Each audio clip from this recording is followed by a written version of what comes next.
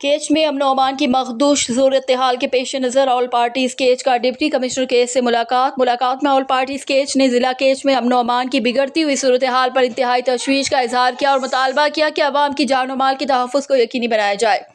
इस मौके पर ऑल पार्टीज़ केच के कन्वीनर नवाब शम्बेज़ई ने कहा कि केच में अमन अमान इस कदर बिगड़ गया है कि हर शहरी अपने आप को अदम तहफ़्फ़ुज़ का शिकार समझता है। यहाँ पर कारोबारी, सियासी और समाजी अफराद समेत हर तबका खौफ के साए में ज़िंदगी बसर कर रहा है। कानून नाफिज करने वाले तमाम इदारे हाथ पर हाथ रखकर बैठे हुए हैं और वारदात करने वाले अफराद दंदनाते फिर रहे और वारदात पर वारदात किए जा रहे हैं। उन्होंने कहा कि दिन दहाड़े सरे बाजार कत्ल, चोरी और डकैतियों की वारदातें की जा रही हैं। उनका सुराग लगाने में इंतजामिया बेबसी का इजहार कर रही है।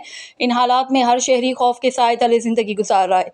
डिप्टी कमिश्नर केच इस्माइल इब्राहिम ने कहा कि मुझे इस बात का बखूबी एहसास है कि इन 2 हफ्तों के दौरान केच की अमन और अमान काफ़ी बिगड़ गया है।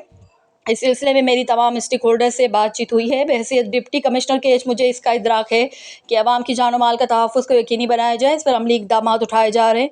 अवाम को जराइम पेशा अफराद के रहमो करम पर नहीं छोड़ा जाएगा। हालात को ख़राब करने की सबसे बड़ी वजह दहशतगर्दी है, जिसका फ़ायदा जराइम पेशा अफराद उठा रहे हैं। उन्होंने कहा कि इस सिलसिले में इंतज़ामिया समेत दीगर स्टेक होल्डर्स के साथ एक अहम नशिस्त की जाएगी, जिसमें ऑल पार्टीज़ भी शामिल होंगे।